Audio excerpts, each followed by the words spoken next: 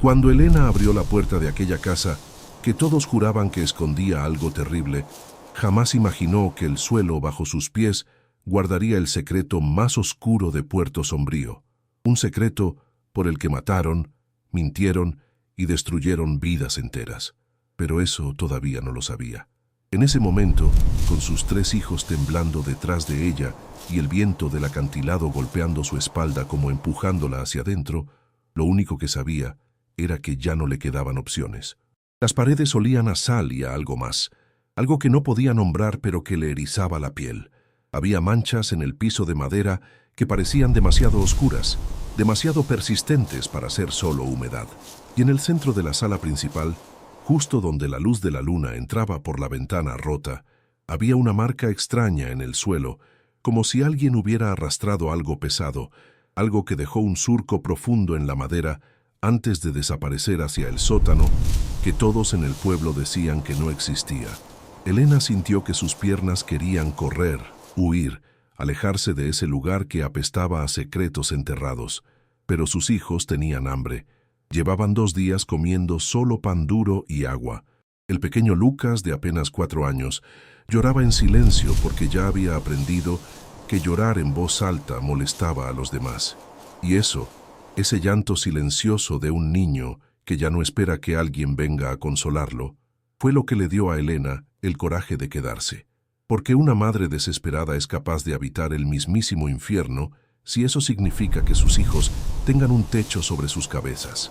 Lo que nadie le había dicho, lo que todos callaron cuando ella preguntó por qué esta casa llevaba 15 años vacía, era que don Rodrigo no simplemente desapareció. La gente no desaparece así como así. No en un pueblo donde todos conocen los secretos de todos, donde cada movimiento es observado desde detrás de las cortinas. Don Rodrigo sabía algo, había descubierto algo en esos documentos que guardaba con tanto celo, algo que alguien poderoso necesitaba que se quedara enterrado para siempre. Y la única forma de asegurarse de que un secreto no salga a la luz es silenciar a quien lo conoce. Pero Elena no sabía nada de esto cuando cruzó el umbral de esa casa con sus 3 niños asustados. Solo sabía que era viuda desde hacía 8 meses, que el cuerpo de su esposo, Tomás, nunca apareció después de que cayera al mar durante aquella tormenta sospechosamente conveniente, que la pensión prometida jamás llegó, que los papeles se perdían una y otra vez en oficinas donde los funcionarios desviaban la mirada cuando ella preguntaba, y que la casita donde habían vivido ya tenía nuevos inquilinos porque ella ya no era la esposa de nadie. Solo era un estorbo, una boca más que alimentar en un pueblo que apenas tenía para los suyos. Los primeros días en la casa del acantilado fueron como vivir en una pesadilla de la que no podías despertar. Por las noches, Elena escuchaba ruidos que no podía explicar, pasos en el piso de arriba cuando todos estaban dormidos abajo, puertas que se abrían solas, un golpeteo constante que venía desde algún lugar dentro de las paredes, como si algo o alguien intentara salir. Martín, su hijo mayor de 9 años, dejó de hablar. Simplemente se quedaba mirando las manchas del piso con una intensidad que asustaba. Ana, de 6 años, comenzó a tener pesadillas donde un hombre con traje oscuro le preguntaba dónde estaba lo que él había escondido. Y el pequeño Lucas se negaba a entrar solo a cualquier habitación. Se aferraba a las piernas de su madre con una fuerza desesperada cada vez que ella intentaba alejarse, aunque fuera un paso. Elena intentó ignorar todo esto. Se dijo a sí misma que eran solo imaginaciones, que el miedo y el cansancio les estaban jugando malas pasadas, que las casas viejas siempre hacen ruidos extraños. Pero en el fondo, en esa parte de su mente que no podía engañar, sabía que algo no estaba bien. Esta casa no solo estaba abandonada, esta casa estaba esperando a que alguien lo suficientemente desesperado o lo suficientemente valiente llegara y descubriera lo que todos los demás habían preferido olvidar. La confirmación llegó una semana después, cuando Elena comenzó a limpiar. No tenía dinero para muebles, apenas tenía para comprar tortillas y frijoles, pero tenía manos y determinación. Si iban a vivir en este lugar maldito, al menos estaría limpio. Comenzó por la sala, barriendo años de polvo y telarañas, fregando esas manchas oscuras del piso que no se iban por más que las tallara. Fue entonces cuando notó que una de las tablas sonaba diferente bajo sus pies, hueca, como si debajo no hubiera tierra sino espacio vacío. Elena sintió un escalofrío que le recorrió toda la columna. Recordó las historias que se contaban en el pueblo, esas que la gente mencionaba entre risas nerviosas en la cantina o en el mercado. Decían que don Rodrigo había escondido algo antes de desaparecer. Decían que había pruebas de cosas terribles, documentos que podían destruir a las familias más poderosas de Puerto Sombrío. Decían que por eso lo mataron, aunque nadie se atrevía a usar esa palabra directamente. Desapareció, decían. Se fue, decían. Como si un hombre de 62 años pudiera simplemente decidir abandonar su casa, su trabajo, toda su vida, sin llevarse ni siquiera una muda de ropa. Elena se arrodilló sobre esa tabla que sonaba diferente. Sus dedos temblaban mientras buscaba alguna forma de levantarla. No debería hacer esto, pensó. Debería dejar el pasado donde está. Pero la curiosidad es un veneno dulce, y la desesperación te hace valiente de formas peligrosas. Cuando finalmente logró levantar la tabla, lo que vio le robó el aliento. No era solo un hueco, era una escalera, peldaños de piedra que descendían hacia la oscuridad, tan antiguos que parecían tallados en otra época, como si esta casa hubiera sido construida sobre algo que ya existía mucho antes. El aire que subía desde abajo era frío y llevaba un olor metálico que le revolvió el estómago.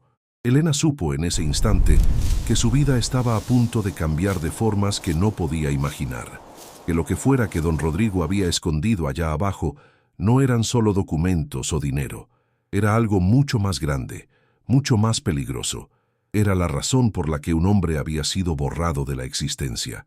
Era el secreto que Puerto Sombrío había enterrado junto con su notario, esperando que el tiempo y el olvido lo convirtieran en nada más que un rumor, una leyenda sin consecuencias.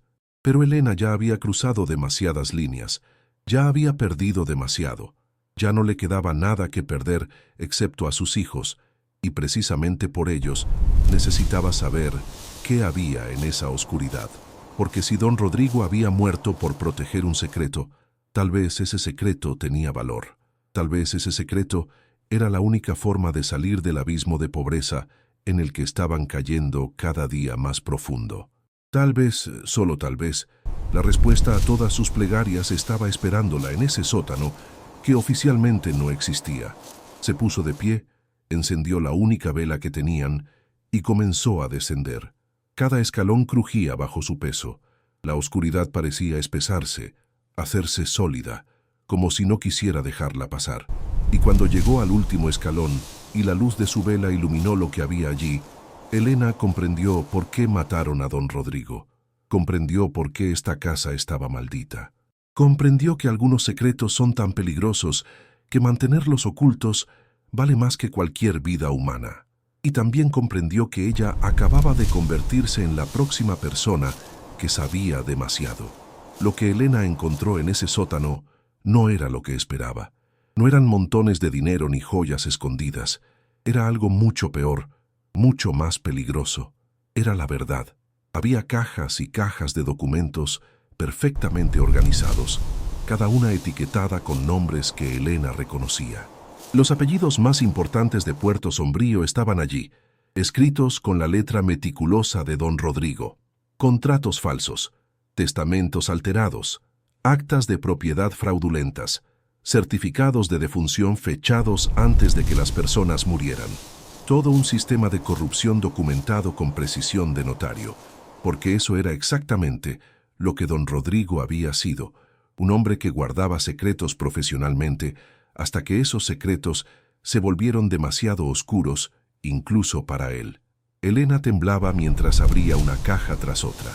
Había pruebas de que don Severino Castañeda, el alcalde actual, había robado las tierras de 3 familias humildes, falsificando documentos después de que murieran en una epidemia de cólera que él mismo había permitido que se propagara al negarse a traer medicinas al pueblo. Había evidencia de que la familia Montiel, dueños de la mitad de los barcos pesqueros, había asesinado al socio original y luego habían pagado para que el certificado de defunción dijera muerte natural por paro cardíaco, cuando en realidad el hombre tenía 32 años y estaba perfectamente sano. Había registros de niños robados a madres solteras y vendidos a familias ricas que no podían tener hijos propios, todo con papeles legales que don Rodrigo había sido obligado a falsificar. Y había algo más, algo que hizo que el corazón de Elena se detuviera por completo cuando lo leyó. Había un documento con el nombre de su esposo, Tomás Rivera, un informe de autopsia que nunca debió existir porque supuestamente el cuerpo nunca fue encontrado. Pero allí estaba, fechado 2 días antes de la tormenta en la que oficialmente había muerto. Elena leyó las palabras una y otra vez, sus manos temblando tanto que apenas podía sostener el papel. Causa de muerte, golpe contundente en la parte posterior del cráneo, heridas defensivas en antebrazos, signos de lucha, cuerpo encontrado en el almacén del Muelle 3. Las lágrimas comenzaron a caer sin que pudiera detenerlas. Su esposo no había caído al mar durante una tormenta. Su esposo había sido asesinado. Y alguien con suficiente poder había ordenado falsificar toda la historia, inventar una tormenta que nunca existió, hacer desaparecer el cuerpo real y crear una narrativa conveniente de accidente laboral. ¿Pero por qué? ¿Por qué matarían a Tomás? Él era solo un trabajador del puerto, un hombre honesto que cargaba mercancía y soñaba con algún día tener su propio bote, que podría haber visto o sabido que ameritara su muerte. Elena siguió buscando entre los documentos con una urgencia frenética. Tenía que haber algo más, tenía que haber una explicación, y la encontró en una carta escrita de puño y letra de don Rodrigo, fechada el mismo día de su desaparición. La letra era temblorosa, apresurada, como si supiera que se le acababa el tiempo. La carta decía: si alguien lee esto significa que ya no estoy. Significa que finalmente vinieron por mí como sabía que lo harían. He guardado estos documentos como seguro de vida, pensando que mientras existieran, no se atreverían a tocarme. Me equivoqué. La codicia no conoce límites y el poder corrompe hasta lo más sagrado. Tomás Rivera descubrió el cargamento. Vio lo que traían en esos barcos que llegan de noche sin registro oficial. Vio las cajas marcadas con símbolos que no son de aquí. Vio cómo las descargaban en el almacén privado de los Montiel y cómo después esas mismas cajas aparecían en la capital con precios que ningún pescador honesto podría pagar. Le dije que se callara, que olvidara lo que había visto, que su vida y la de su familia dependían de su silencio. Pero Tomás era un hombre de principios. Dijo que no podía quedarse callado mientras envenenaban a su gente. No entendió que los principios no sirven de nada cuando estás muerto. Lo mataron esa misma noche, me obligaron a falsificar el reporte, me obligaron a crear la historia de la tormenta, y ahora me van a matar a mí también porque soy el último que sabe la verdad. Pero no voy a dejar que se salgan con la suya. Estos documentos son mi venganza desde la tumba. Quien los encuentre tenga el valor que yo no tuve. Exponga a estos monstruos. Haga que paguen por todas las vidas que han destruido. Elena se derrumbó en el suelo frío del sótano, sollozando con una intensidad que le dolía en el pecho. Su esposo había muerto siendo héroe y ella nunca lo supo. Había muerto tratando de hacer lo correcto y el pueblo entero había creído la mentira. Ella misma había creído la mentira. Se había culpado por no haberlo detenido aquella mañana, por haberlo dejado ir al trabajo, a pesar de que él le había dicho que se sentía intranquilo, que algo no estaba bien. Había vivido 8 meses pensando que fue un accidente estúpido, una muerte sin sentido causada por el mal tiempo. Pero no, Tomás había sido asesinado porque se atrevió a enfrentar a los poderosos. Y ella estaba viviendo en la casa del único hombre que había tratado de documentar la verdad. El destino, o la providencia, o lo que fuera que movía los hilos invisibles del mundo, la había traído exactamente al lugar donde podía encontrar las respuestas que ni siquiera sabía que estaba buscando. Ahora entendía por qué esta casa estaba maldita, no por fantasmas, sino por verdades que demasiada gente necesitaba que permanecieran ocultas. Entendía por qué nadie quería vivir aquí, no por superstición, sino por miedo real, tangible, justificado, porque quien viviera en esta casa eventualmente encontraría lo que ella acababa de encontrar, y quien encontrara esto se convertía en un problema que necesitaba ser eliminado. Elena se limpió las lágrimas y respiró profundo. Tenía que pensar, tenía que ser inteligente, No podía simplemente ir al pueblo gritando lo que había descubierto. La matarían como mataron a Tomás, como mataron a don Rodrigo. Sus hijos quedarían completamente huérfanos, solos en un mundo que ya los había rechazado cuando solo eran hijos de viuda. No podía permitir eso, pero tampoco podía quedarse callada. No podía dejar que la muerte de su esposo no significara nada. No podía permitir que estos monstruos siguieran arruinando vidas sin consecuencias. Necesitaba un plan, necesitaba proteger a sus hijos y al mismo tiempo encontrar la forma de que estos documentos llegaran a manos correctas. Pero ¿en quién confiar en un pueblo donde los poderosos controlaban todo, donde el alcalde era un asesino, donde la familia más rica traficaba con quién sabe qué cosas en la oscuridad de la noche? Subió las escaleras lentamente, tapó de nuevo el hueco con la tabla de madera y apiló encima algunos muebles rotos que había en la casa para que no se notara. Sus hijos seguían durmiendo en el rincón donde los había dejado, acurrucados juntos sobre una manta raída. Los miró con un amor tan feroz que le dolía. Por ellos tenía que ser valiente, por ellos tenía que ser más inteligente que sus enemigos. Por la memoria de Tomás tenía que lograr que la verdad saliera a la luz sin que esa luz la quemara a ella y a sus niños en el proceso. A la mañana siguiente, Elena actuó como si no hubiera pasado nada. Llevó a sus hijos al pozo comunitario para sacar agua, saludó a las vecinas que la ignoraban, compró tortillas en la tienda con las últimas monedas que le quedaban, pero sus ojos estaban diferentes. Ya no miraba al suelo cuando caminaba, miraba a la gente directamente, estudiando sus rostros, buscando señales de culpa o de inocencia. Sabía que en este pueblo había cómplices y había víctimas. Necesitaba identificar quiénes eran quiénes. Necesitaba encontrar aunque fuera una persona que no estuviera comprada o amenazada, una persona que tuviera el valor de ayudarla. Y mientras caminaba por las calles polvorientas de Puerto Sombrío, con sus hijos tomados de la mano, Elena tomó una decisión que cambiaría todo. No iba a huir, no iba a esconderse, iba a quedarse en esa casa maldita y usar los mismos secretos que habían destruido a dos hombres buenos para destruir a los monstruos que los mataron. Iba a vengar a su esposo. Iba a limpiar el nombre de don Rodrigo. Iba a asegurarse de que sus hijos crecieran en un mundo donde la verdad importaba más que el poder, o moriría en el intento. Sé que ahora mismo estás sintiendo algo profundo en tu pecho, tal vez rabia por la injusticia, tal vez tristeza por Elena y sus niños, tal vez ese nudo en la garganta que aparece cuando una historia te toca donde más duele, y quiero que sepas que no estás solo en eso. Cada persona que está aquí, leyendo estas palabras, compartiendo este momento, es parte de algo más grande que una simple historia. Somos una comunidad de personas que creemos que las historias tienen poder, que las palabras pueden sanar, que compartir nuestras experiencias nos hace más fuertes. Si esta historia te está removiendo algo por dentro, si sientes que necesitas saber qué va a pasar con Elena, te invito a que te quedes con nosotros. Suscríbete a este canal que hemos creado con tanto cariño, donde cada historia es un pedazo de humanidad compartida. Y por favor, cuéntame en los comentarios si alguna vez has tenido que ser valiente cuando todo parecía perdido. Cuéntame si conoces historias de mujeres fuertes que enfrentaron lo imposible. Cuéntame qué otras historias quieres que contemos aquí, porque este espacio es tuyo también.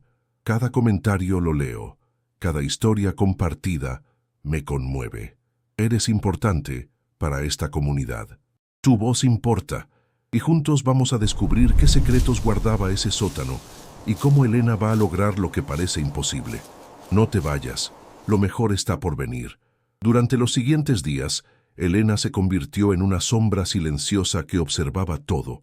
Aprendió los horarios de los hombres importantes del pueblo. Sabía exactamente a qué hora don Severino salía de la alcaldía para ir a comer a su casa grande en la colina. Sabía cuándo los hermanos Montiel se reunían en el almacén del puerto, esas reuniones que siempre eran de noche y de las que nadie hablaba. Sabía qué funcionarios visitaban la cantina después del trabajo y cuántas copas necesitaban para que sus lenguas se soltaran. Se hizo amiga de Lupita, la muchacha que limpiaba en la alcaldía, una joven de 17 años con ojos tristes que había perdido a su padre en circunstancias que nadie explicaba bien. Le ofrecía tortillas calientes cuando la veía pasar, le preguntaba por su día con genuino interés, le mostraba la amabilidad que nadie más en el pueblo le demostraba a una sirvienta. Y poco a poco, Lupita comenzó a confiar en ella. Comenzó a contarle cosas, pequeñas cosas al principio, como que don Severino guardaba documentos importantes en una caja fuerte detrás del retrato de su difunta esposa, que a veces llegaban hombres de la capital en automóviles negros y se encerraban con él durante horas, que después de esas reuniones, don Severino siempre estaba nervioso, bebía más de lo normal y gritaba a quien se cruzara en su camino. Elena también se acercó a padre Mateo, el sacerdote del pueblo. Era un hombre mayor, de casi 70 años, que había visto generaciones enteras crecer y morir en Puerto Sombrío. Tenía esa mirada cansada de quien ha escuchado demasiadas confesiones, de quien conoce los pecados de cada alma, pero está atado por el secreto del confesionario. Elena empezó a ir a misa todos los días, algo que no había hecho en años. Se sentaba en la última banca con sus 3 hijos, rezaba con una devoción que sorprendía a los pocos fieles que asistían. Después del servicio, se quedaba para ayudar a limpiar la iglesia, para ordenar los santos, para barrer el piso de piedra. Y mientras trabajaba hablaba con el padre, le contaba de su vida, de sus penas, de lo difícil que era criar a 3 niños sola. Nunca mencionaba lo que había encontrado en el sótano, pero dejaba caer preguntas cuidadosas. Padre, ¿alguna vez ha conocido injusticias tan grandes que le hicieron dudar de su fe? Padre, ¿qué haría si supiera de algo terrible, pero denunciarlo pusiera en peligro a inocentes? El sacerdote la miraba con ojos que parecían ver a través de ella, como si supiera que había algo más detrás de esas preguntas. Una tarde, después de que Elena terminara de limpiar el altar, el padre Mateo le pidió que se sentara. «Hija mía», le dijo con voz suave pero firme, «hay secretos en este pueblo que pesan como piedras en el alma de muchos. Yo he visto cosas que un hombre de Dios no debería callar, pero que no puedo denunciar sin romper votos sagrados. He visto cómo el poder corrompe, cómo el dinero compra silencios, cómo el miedo mantiene a la gente encadenada. Si tú sabes algo, si has encontrado algo que podría cambiar las cosas, ten mucho cuidado. Los hombres que construyeron este pueblo sobre mentiras no dudarán en destruir a quien amenace con exponer sus cimientos podridos». Elena sintió un escalofrío. El padre sabía, tal vez no exactamente qué había encontrado, pero sabía que ella había encontrado algo.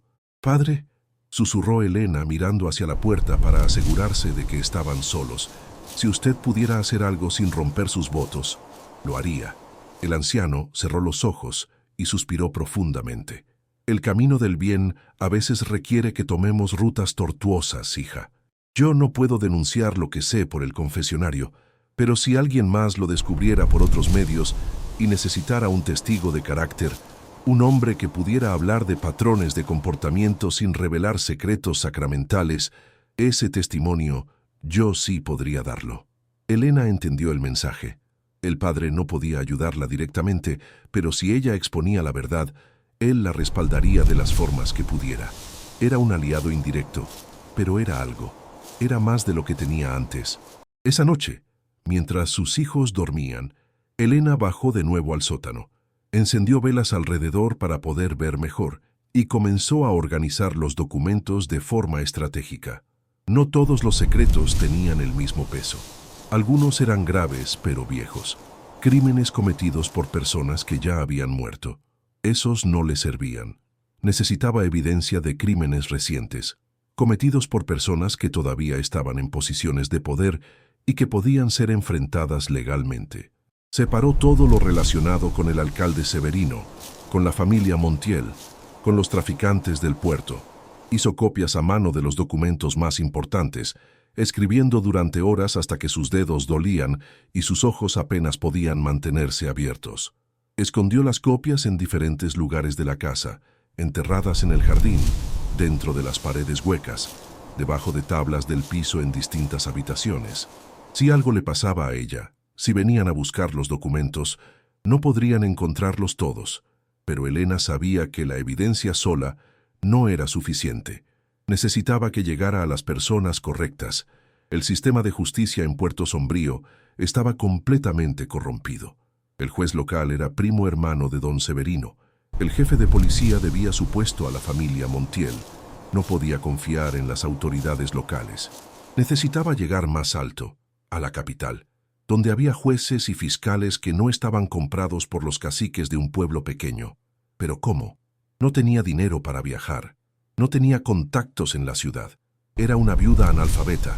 Bueno, no completamente analfabeta porque su madre le había enseñado a leer y escribir lo básico, pero no era una mujer educada que pudiera presentarse ante autoridades importantes y ser tomada en serio. Entonces, recordó algo. Don Rodrigo había mencionado en una de sus notas que había enviado cartas a un periodista de la capital, un tal Ricardo Valverde, que trabajaba en el Diario de la Nación y que había publicado varios artículos exponiendo corrupción en pueblos rurales. Don Rodrigo había intentado contactarlo semanas antes de su desaparición, pero aparentemente las cartas nunca llegaron o nunca fueron respondidas. Elena decidió que ese era su camino. Necesitaba contactar a ese periodista. Necesitaba hacer que alguien con voz, alguien con alcance, conociera esta historia. Escribió una carta esa misma noche. No una carta simple, sino un relato completo. Le contó todo: la muerte falseada de su esposo, el asesinato de don Rodrigo, los documentos escondidos, los nombres de los culpables, las pruebas que tenía. Le explicó que era una mujer sola con 3 hijos, que no tenía nada que perder porque ya lo había perdido todo, que estaba dispuesta a arriesgar su vida si eso significaba justicia para su esposo y para todas las otras víctimas de estos hombres poderosos. Le dio la dirección de la casa del acantilado y le rogó que viniera, que verificara todo lo que ella decía, que usara su plataforma para exponer la verdad. Firmó la carta con su nombre completo: Elena Rivera de Mendoza, viuda de Tomás Rivera, residente de la Casa Maldita de Puerto Sombrío.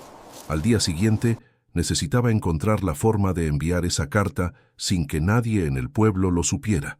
Si alguien la veía enviando correspondencia a la capital, sospecharían inmediatamente. Necesitaba ser cuidadosa. Fue entonces cuando conoció a Daniel. Daniel era un joven de 23 años, que trabajaba como conductor del autobús que conectaba Puerto Sombrío con la capital 2 veces por semana. Era nuevo en el pueblo. Había llegado apenas 3 meses atrás, y precisamente por eso no estaba contaminado por las redes de poder y miedo que controlaban a todos los demás. Elena lo abordó una mañana en la parada del autobús, con sus 3 hijos alrededor de ella como siempre. Le preguntó cuánto costaba un pasaje a la capital. Daniel le dio el precio y ella negó con la cabeza, diciendo que no tenía ese dinero, pero que algún día ahorraría para llevar a sus hijos a conocer la ciudad. Hablaron brevemente, una conversación casual, intrascendente, pero Elena lo estudió cuidadosamente. Vio la forma en que Daniel miraba a sus hijos con compasión genuina. Vio que cuando ella mencionó que era viuda, él no desvió la mirada con incomodidad como hacían otros, sino que expresó sus condolencias con sinceridad. Durante las siguientes 2 semanas, Elena fue todos los días de autobús a hablar con Daniel.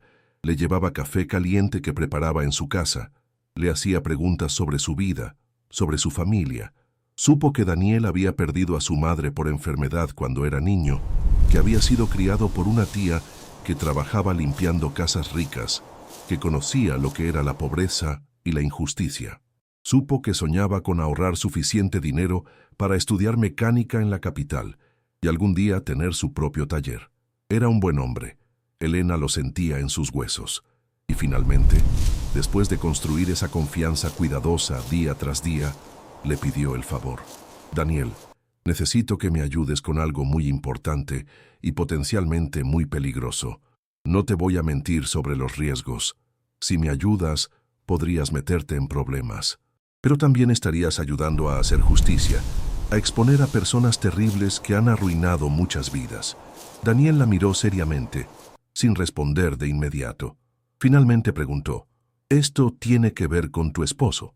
Elena asintió, las lágrimas amenazando con salir pero conteniéndolas. Tiene que ver con mi esposo, con don Rodrigo, con muchas otras personas que han sido lastimadas o asesinadas por los poderosos de este pueblo. Tengo pruebas, tengo documentos, tengo la verdad. Solo necesito que llegue a las manos correctas. Daniel respiró profundo y luego asintió. Mi madre murió porque no teníamos dinero para medicinas que existían, pero que solo los ricos podían pagar. Si puedo ayudar a que aunque sea una persona no pase por eso, lo haré. ¿Qué necesitas? Elena le entregó la carta sellada con la dirección del periodista en la capital. Necesito que entregues esto personalmente. No lo mandes por correo. El correo aquí está controlado.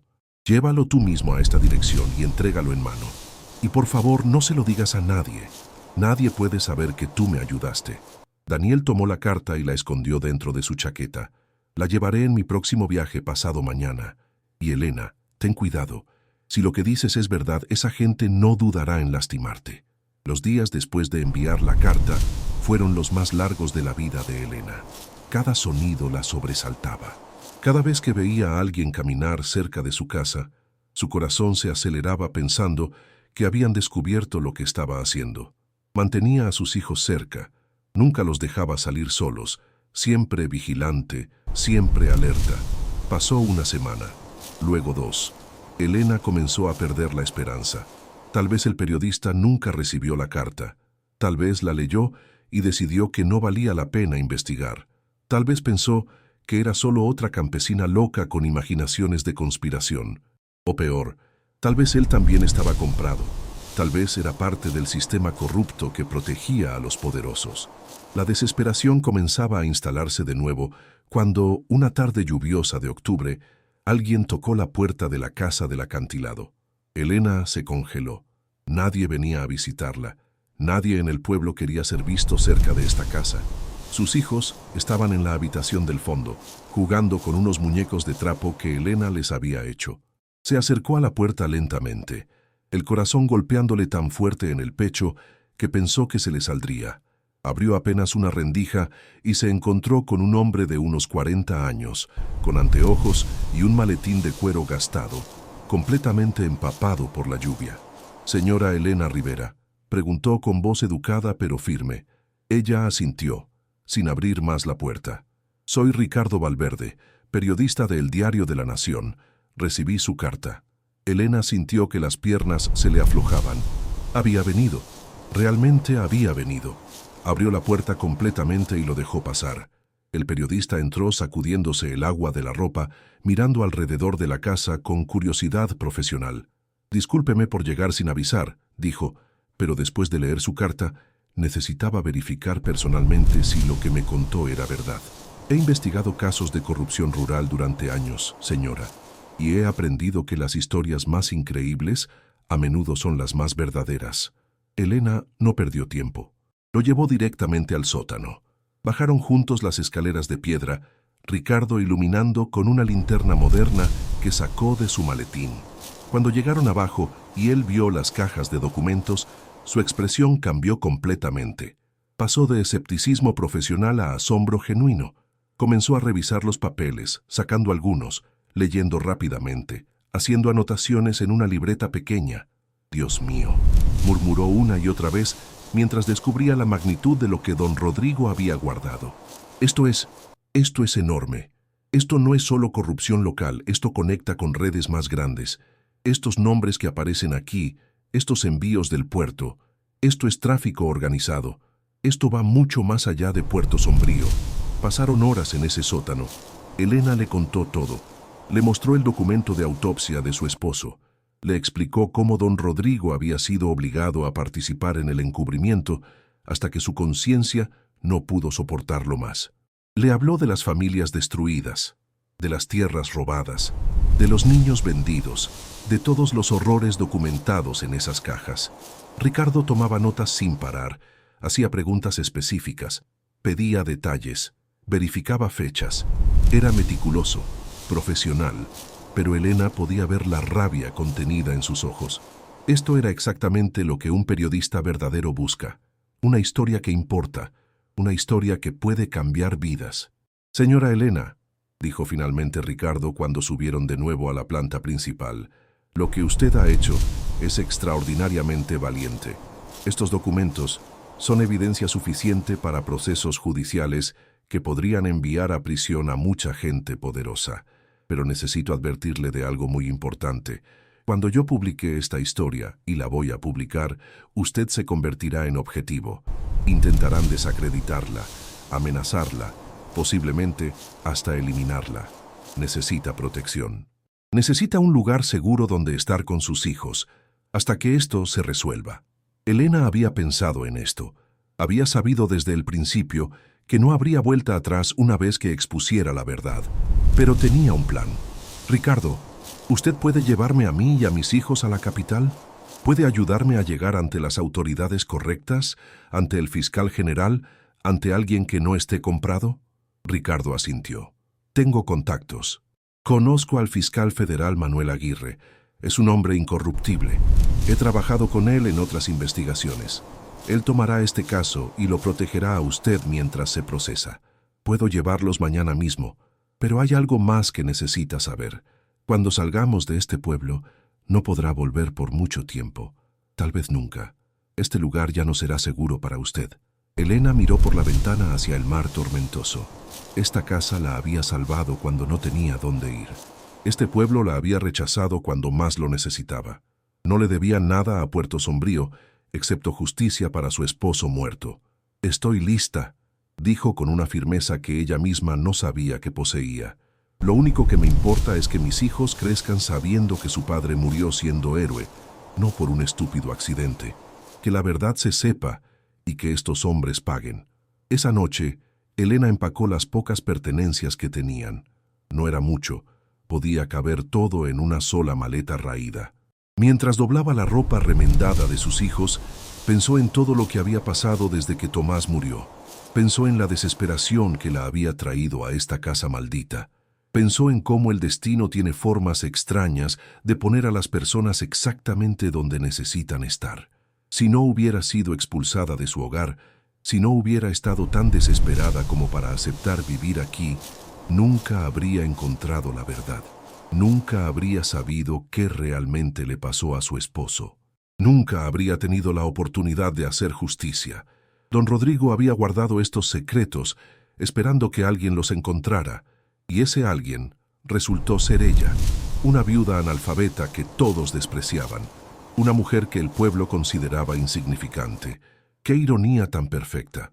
Los poderosos de Puerto Sombrío habían subestimado a la persona más peligrosa de todas, alguien que no tenía nada que perder y todo por ganar. Alguien impulsada no por la codicia, sino por el amor y la justicia. A la mañana siguiente, antes del amanecer, Ricardo llegó con su automóvil. Era un vehículo viejo pero confiable. Elena despertó a sus hijos y los vistió rápidamente. Martín, que ya tenía 9 años y entendía más de lo que ella quisiera, preguntó a dónde iban. Elena se arrodilló frente a él y le tomó las manos. «Vamos a un lugar donde finalmente estaremos seguros, mi amor. Vamos a hacer algo muy importante por tu papá». Martín asintió seriamente, ese niño que había madurado demasiado rápido, y tomó la mano de su hermana Ana. El pequeño Lucas dormía en los brazos de Elena, ajeno a que su vida estaba a punto de cambiar para siempre. Ricardo había traído varias cajas vacías. Entre los dos, trabajando en silencio y rápidamente, bajaron al sótano y empacaron todos los documentos que pudieron. Era demasiado para llevar todo, así que Ricardo seleccionó los más importantes, los que tenían las pruebas más sólidas y recientes. El resto lo dejaron escondido, documentado con fotografías que Ricardo tomó con su cámara profesional. Si algo pasaba, si perdían lo que llevaban, todavía habría evidencia aquí. Cuando terminaron, el sol apenas comenzaba a asomar en el horizonte. Subieron todo al automóvil. Elena dio una última mirada a la casa del acantilado, esa estructura destartalada que la había albergado en su momento más oscuro y que le había dado las respuestas que necesitaba. «Gracias», susurró, aunque no sabía exactamente a quién le hablaba. Tal vez a don Rodrigo, tal vez a Tomás, tal vez a la vida misma que le había dado esta oportunidad de hacer las cosas bien. Arrancaron justo cuando las primeras luces se encendían en las casas del pueblo. Nadie los vio partir. Nadie supo que Elena y sus hijos se habían ido hasta horas después, cuando el autobús regular pasó y Daniel notó que ella no estaba en su lugar habitual, esperándolo con café. El camino a la capital era largo, casi 6 horas por carreteras en mal estado. Los niños se durmieron en el asiento trasero, acurrucados juntos. Ricardo manejaba en silencio, concentrado, revisando constantemente el espejo retrovisor para asegurarse de que no los siguieran. Elena miraba por la ventana viendo cómo Puerto Sombrío se hacía cada vez más pequeño en la distancia hasta desaparecer completamente. Sintió algo extraño en el pecho. No era tristeza exactamente, era más bien alivio mezclado con anticipación. Por primera vez en 8 meses, sentía que tenía un propósito más grande que solo sobrevivir el día. Estaba haciendo algo que importaba. Estaba honrando la memoria de su esposo de la única forma que podía. Ricardo rompió el silencio. Señora Elena, una vez que lleguemos las cosas van a moverse rápido. El fiscal Aguirre querrá tomarle declaración completa. Periodistas van a querer entrevistarla. Va a ser abrumador. Pero quiero que sepa que yo estaré allí. Voy a publicar esta historia y voy a asegurarme de que se haga justicia. Usted no está sola en esto. Elena sintió lágrimas calientes rodar por sus mejillas. Por primera vez desde que Tomás murió, alguien le decía que no estaba sola. Alguien estaba de su lado. Alguien creía en ella. Gracias, logró decir entre sollozos silenciosos que no quería que despertaran a sus hijos. Gracias por venir. Gracias por creerme. Ricardo sonrió brevemente sin quitar los ojos del camino. Las mejores historias siempre vienen de las personas que el mundo subestima, señora. Usted me dio la historia de mi carrera. Soy yo quien debería agradecerle. Llegaron a la capital al mediodía. Elena nunca había visto una ciudad tan grande. Los edificios se alzaban hacia el cielo en formas que desafiaban su comprensión. Había más automóviles en una sola calle que personas en todo Puerto Sombrío. El ruido era ensordecedor, una sinfonía caótica de bocinas, voces, motores y vida pulsante. Sus hijos se despertaron y presionaron sus narices contra las ventanas del auto, con los ojos muy abiertos, asombrados y un poco asustados por la inmensidad de todo. Ricardo los llevó directamente a un edificio gubernamental imponente en el centro de la ciudad. Oficinas del fiscal general, decía el letrero en la entrada. Había guardias armados, detectores de metal, personas con trajes elegantes caminando apurados con portafolios bajo el brazo. Elena se sintió completamente fuera de lugar con su vestido remendado y sus hijos descalzos. Pero Ricardo la guió con seguridad a través de pasillos y oficinas hasta llegar a una puerta con una placa que decía Fiscal Federal Manuel Aguirre. El fiscal Aguirre era un hombre de unos 50 años, con cabello gris perfectamente peinado y ojos que habían visto demasiada maldad humana para sorprenderse fácilmente. Pero cuando Ricardo comenzó a sacar los documentos del maletín y a explicar lo que Elena había encontrado, esos ojos se agrandaron con algo que parecía ser una mezcla de shock y satisfacción profesional. Llevamos años investigando las redes de tráfico en la costa, dijo el fiscal mientras revisaba página tras página. Sabíamos que había corrupción en los puertos pequeños, pero nunca pudimos probarlo. Los testigos siempre desaparecían o se retractaban. Los documentos se perdían misteriosamente. Esto que usted trajo, señora Elena, esto es oro puro en términos de evidencia. Esto puede desmantelar toda una red criminal que opera desde hace décadas. Elena se sentó frente al escritorio del fiscal, con Lucas en su regazo y sus otros 2 hijos apretados contra sus costados. Le contó todo desde el principio. La muerte de Tomás, las mentiras que le dijeron, cómo terminó en la casa del acantilado, el descubrimiento del sótano, los meses de investigación cuidadosa que había hecho en el pueblo antes de contactar a Ricardo. Habló durante horas, su voz quebrándose en algunos momentos pero nunca deteniéndose. El fiscal tomaba notas, hacía preguntas específicas sobre fechas y nombres, grababa su testimonio con una máquina que Elena nunca había visto. Cuando finalmente terminó, se sentía completamente vaciada, como si hubiera derramado cada gota de dolor y rabia que había estado guardando durante meses. Señora Rivera, dijo el fiscal con una seriedad que hizo que Elena supiera que esto era real, que finalmente alguien con poder estaba tomando su historia en serio. Voy a emitir órdenes de arresto inmediatas para el alcalde Severino Castañeda, para los hermanos Montiel, para todos los nombres que aparecen en estos documentos. Vamos a enviar agentes federales a Puerto Sombrío esta misma noche. No les vamos a dar tiempo de destruir evidencia o de huir, pero usted y sus hijos necesitan protección. Estas personas son peligrosas y tienen recursos.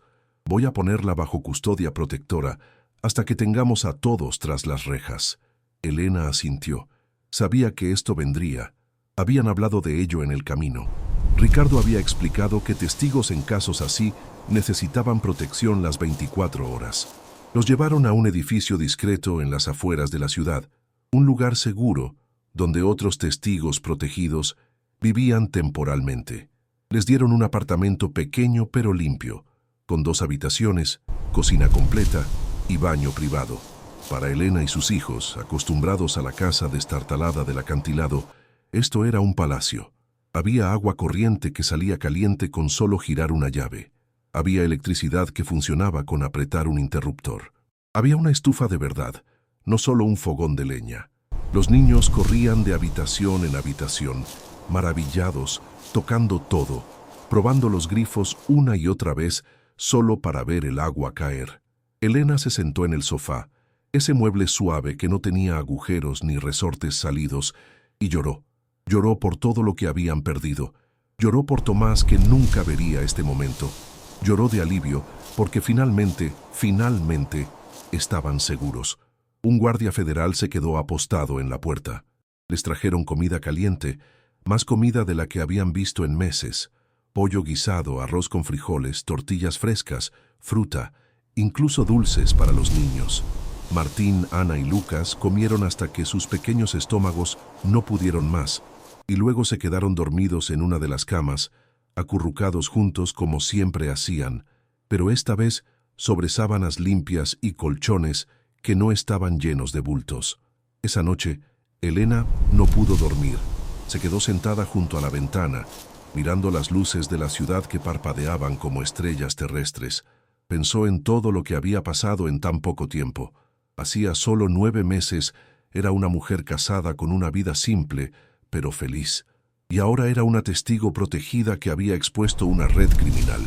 La vida da vueltas tan extrañas que a veces parece imposible que sea real. Pensó en todas las otras viudas de Puerto Sombrío, en todas las mujeres que habían perdido esposos o hijos por la codicia de unos pocos hombres poderosos.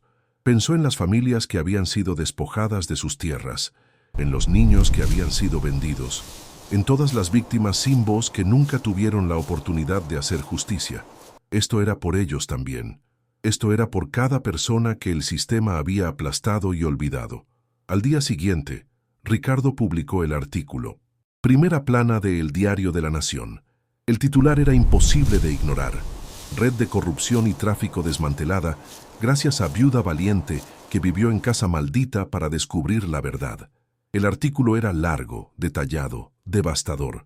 Ricardo había investigado adicional durante la noche, verificando datos, contactando otras fuentes, construyendo un caso periodístico tan sólido que nadie podría refutarlo. Incluía fotografías de algunos documentos, testimonios del fiscal Aguirre, confirmando la autenticidad de las pruebas, incluso una fotografía de Elena con sus 3 hijos, su rostro cansado pero digno mirando directamente a la cámara.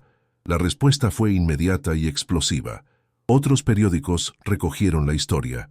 La radio hablaba de ello. En Puerto Sombrío, los agentes federales llegaron como había prometido el fiscal. Arrestaron a don Severino mientras desayunaba en su casa grande, todavía en bata, con el café a medio tomar. Arrestaron a los hermanos Montiel en el almacén del puerto donde guardaban su mercancía ilegal. Arrestaron al juez corrupto, al jefe de policía comprado, a una docena más de funcionarios y empresarios que aparecían en los documentos de don Rodrigo. Fue como ver caer un castillo de naipes, una pieza tras otra cayendo, revelando el sistema podrido que había sostenido el poder en ese pueblo durante generaciones. La gente de Puerto Sombrío reaccionó con una mezcla de shock, rabia y alivio. Algunos no podían creer que sus líderes fueran criminales. Otros dijeron que siempre lo habían sabido, pero que nunca se atrevieron a hablar. Las familias que habían sido victimizadas comenzaron a salir de las sombras, a contar sus historias, a reclamar lo que les habían robado. El padre Mateo dio una misa especial donde habló de verdad y justicia sin mencionar nombres. pero dejando claro que celebraba la caída de los corruptos. Lupita, la joven que limpiaba en la alcaldía, dio testimonio adicional sobre lo que había visto durante años. Daniel, el conductor del autobús, admitió públicamente que había ayudado a Elena a enviar la carta y fue celebrado como héroe local por su valentía. Pero no todo fue positivo. Había gente en Puerto Sombrío que dependía económicamente de los Montiel o de don Severino, trabajadores del puerto que ahora no sabían si tendrían empleo, comerciantes que les debían favores, familias que estaban conectadas por matrimonio o compadrazgo. Esa gente culpaba a Elena. Decían que había destruido el pueblo, que había traído vergüenza a Puerto Sombrío, que debió haberse quedado callada. Algunas de esas voces llegaron hasta la ciudad, hasta los oídos de Elena a través de Ricardo, que seguía reportando desde el pueblo. Le dolió escuchar esas críticas. Le dolió saber que había gente que la odiaba por haber hecho lo correcto. Pero Ricardo le recordó algo importante. Elena le dijo una tarde cuando la encontró llorando después de leer un artículo de un periódico local que la llamaba traidora: siempre va a haber gente que prefiera la mentira cómoda a la verdad incómoda. Siempre va a haber quienes defiendan el sistema que los oprime, porque es el único que conocen. Pero mira los números reales. Por cada persona que te critica, hay 10 que te celebran. Las cartas que llegan a mi oficina, las llamadas telefónicas, la gente que quiere ayudarte. Eres un símbolo de resistencia, de que una persona sola puede hacer la diferencia contra todo un sistema corrupto. Los juicios comenzaron 3 meses después. Elena tuvo que testificar en cada uno. Tuvo que sentarse en salas de tribunal intimidantes, con abogados defensores caros que intentaron desacreditarla, que la llamaron mentirosa, vengativa, una mujer despechada inventando historias. Intentaron argumentar que los documentos eran falsos, que ella los había fabricado, pero la evidencia era abrumadora. Expertos forenses confirmaron que los documentos eran auténticos, escritos en diferentes épocas, con tintas y papeles que correspondían a las fechas indicadas. Otros testigos aparecieron, personas que habían sido victimizadas y que ahora tenían el coraje de hablar porque Elena había abierto la puerta. El fiscal Aguirre construyó casos herméticamente cerrados contra cada acusado. Uno por uno fueron condenados. Don Severino Castañeda recibió 25 años por corrupción, asesinato encubierto, falsificación de documentos oficiales y una lista de otros cargos que el juez leyó durante casi una hora. Los hermanos Montiel recibieron 30 años cada uno por tráfico, lavado de dinero, asesinato y asociación delictuosa. Los otros funcionarios menores recibieron sentencias variadas, algunos solo 5 años, otros 15, dependiendo de su nivel de participación. Pero todos, absolutamente todos, fueron a prisión. El día que se leyó la última sentencia, Elena salió del juzgado y respiró profundo. Se sentía como si un peso de 1000 kilos hubiera sido levantado de sus hombros. Tomás había sido vengado. Don Rodrigo había sido vengado. Todas las víctimas silenciosas finalmente habían recibido justicia. Pero ahora venía la pregunta que Elena había estado evitando. ¿Qué sigue? No podía quedarse en protección de testigos para siempre. Necesitaba reconstruir su vida, darle a sus hijos un futuro real. Ricardo le ofreció ayuda. Había un fondo que se había creado con donaciones de lectores conmovidos por su historia. Miles de personas habían enviado dinero, pequeñas cantidades la mayoría, pero que sumadas llegaban a una cantidad significativa. «Es tuyo», le dijo Ricardo. «La gente quiere que lo uses para empezar de nuevo, para darles a tus hijos una buena vida». Elena no podía creer que extraños, gente que nunca la había conocido, hubiera hecho esto por ella. El fiscal Aguirre también tenía noticias.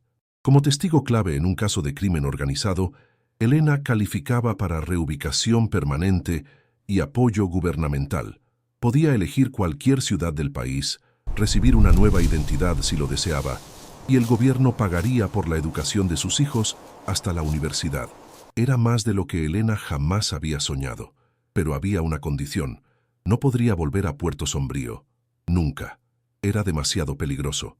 Aunque los cabecillas estaban en prisión, tenían familiares, tenían asociados que todavía estaban libres, gente que podría querer venganza. Elena pensó en esto largo tiempo. Pensó en el mar que había visto desde la casa del acantilado. Pensó en la tumba vacía de Tomás en el cementerio del pueblo. Pensó en los pocos buenos recuerdos que tenía de su vida allí antes de que todo se derrumbara. Pero cuando miró a sus 3 hijos, a Martín, que ahora sonreía de nuevo, a Ana, que ya no tenía pesadillas, a Lucas, que había comenzado a hablar más y a jugar como un niño normal, supo cuál era la respuesta correcta. «No necesito volver», le dijo al fiscal. «Puerto Sombrío ya me dio todo lo que tenía para darme. Ahora necesito mirar hacia adelante». Elena eligió quedarse en la capital. Era aterrador y emocionante al mismo tiempo. Nunca había vivido en una ciudad grande, nunca había estado rodeada de tantas personas y tanto ruido y tanta vida moviéndose constantemente. Pero aquí había oportunidades que en Puerto Sombrío jamás existieron. Aquí sus hijos podrían ir a escuelas buenas. Aquí ella podría trabajar y ganarse la vida dignamente. Aquí nadie la conocía como la viuda pobre, sino como la mujer valiente que había expuesto una red criminal. Con el dinero del fondo de donaciones y la ayuda gubernamental, Elena rentó un departamento modesto en un barrio trabajador de la ciudad. 2 habitaciones, cocina pequeña, baño completo. No era lujoso, pero era limpio, seguro y completamente suyo. Por primera vez en su vida adulta, Elena tenía un lugar que nadie podía quitarle, que no dependía de la generosidad o capricho de otros. Inscribió a sus hijos en la escuela pública del barrio. Martín entró a 4º año, Ana a 1º. Lucas todavía era muy pequeño, pero lo llevaba a un centro comunitario donde cuidaban niños mientras las madres trabajaban. Ver a sus hijos con uniformes limpios, con mochilas nuevas, caminando hacia la escuela con otros niños de su edad, le llenaba el corazón de una alegría tan grande que a veces se le salían las lágrimas sin poder evitarlo. Pero Elena no era de las que se quedan quietas. Necesitaba trabajar, necesitaba contribuir, necesitaba sentirse útil. Ricardo le consiguió un trabajo en las oficinas de El Diario de la Nación. No era nada glamoroso. Trabajaba en el archivo organizando documentos viejos, pero le pagaban dignamente y el ambiente era bueno. Sus compañeros la trataban con respeto. Algunos incluso la admiraban. La mujer del archivo que expuso una red criminal, decían. Nunca la subestimes, decían. Elena aprendió rápido. Aprendió a usar las máquinas de la oficina, a organizar archivos según sistemas complejos, a leer cada vez más rápido y mejor. Tenía una inteligencia natural que la pobreza y la falta de educación formal habían ocultado pero nunca destruido. Y tenía algo más valioso que inteligencia. Tenía determinación. Tenía la voluntad de alguien que ha tocado fondo y ha decidido que nunca volverá a caer tan bajo. En las noches, después de que sus hijos se dormían, Elena se sentaba en la pequeña mesa de su cocina y estudiaba. Había empezado a tomar clases de alfabetización avanzada en un centro comunitario. Quería leer no solo lo básico, sino todo. Quería entender contratos, leyes, documentos complejos. Nunca más quería ser vulnerable por ignorancia. Nunca más quería depender de que otros le explicaran lo que decían los papeles importantes. La maestra del centro, una mujer mayor llamada profesora Carmen, veía en Elena una estudiante excepcional. Aprendía más rápido que estudiantes la mitad de su edad. Tenía hambre de conocimiento, esa clase de hambre que solo viene de haber experimentado las consecuencias de no saber. Los meses pasaron y Elena comenzó a establecer una rutina. Despertaba a las 5 de la mañana, preparaba desayuno para sus hijos, los llevaba a la escuela, iba a trabajar, salía corriendo en su hora de almuerzo para recoger a Lucas del centro infantil, volvía a trabajar, recogía a Martín y Ana después de clases, preparaba la cena, ayudaba con las tareas, los acostaba y luego estudiaba hasta la medianoche. Era agotador pero gratificante. Por primera vez en su vida se sentía en control de su destino. No estaba esperando que un hombre la sostuviera. No estaba rogando por caridad. Estaba construyendo una vida con sus propias manos y su propio esfuerzo. Sus hijos florecieron en este nuevo ambiente. Martín demostró ser brillante en matemáticas. La maestra llamó a Elena para decirle que su hijo tenía un talento especial, que con el apoyo correcto podría llegar lejos. Ana descubrió que le encantaba leer. Devoraba cada libro que le ponían enfrente. y pronto estaba leyendo libros de niveles más avanzados que su grado. Lucas, el pequeño que había sido tan callado y asustado, se convirtió en un niño parlanchín y curioso que hacía 1000 preguntas sobre todo. Elena los miraba y veía el futuro que ella y Tomás habían soñado para ellos. Educación, oportunidades, la posibilidad de ser lo que quisieran ser. Pero el pasado nunca se aleja completamente.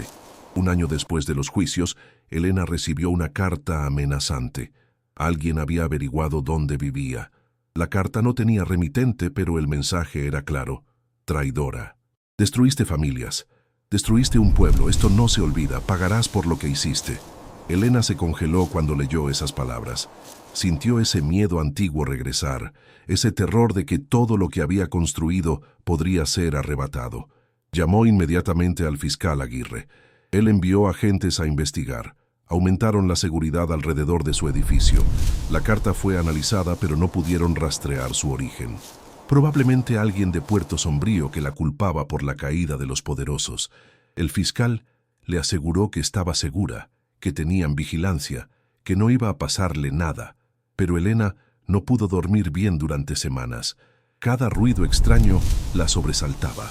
Cada persona que la miraba demasiado tiempo en la calle la ponía nerviosa. Comenzó a llevar a sus hijos por rutas diferentes a la escuela cada día. Miraba constantemente sobre su hombro. El trauma de todo lo que había vivido salía a la superficie de formas que no podía controlar. Ricardo notó su estado y le sugirió que viera a una terapeuta. Elena al principio se resistió. La terapia no era algo que la gente de su mundo conociera o entendiera, pero finalmente aceptó. La terapeuta, la doctora Silvia Romero, era una mujer compasiva que había trabajado con víctimas de trauma durante décadas. En las sesiones, Elena finalmente pudo hablar de cosas que había estado guardando. Habló de la culpa que sentía por no haber podido proteger a Tomás. Habló del miedo constante que vivía durante los meses en la casa del acantilado. Habló de las pesadillas donde veía el cuerpo de su esposo flotando en el mar. Habló de la rabia que sentía hacia el mundo, que la había abandonado cuando más lo necesitaba. La doctora Romero le enseñó técnicas para manejar la ansiedad. Le explicó que lo que experimentaba era completamente normal después de un trauma tan severo. Le ayudó a entender que la fuerza no significa no tener miedo, sino seguir adelante a pesar del miedo.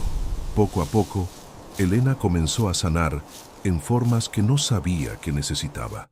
Las sesiones de terapia se convirtieron en un espacio sagrado donde podía ser vulnerable, donde no tenía que ser fuerte todo el tiempo, donde podía llorar y gritar y procesar todo lo que había vivido. Y mientras tanto, la vida continuaba.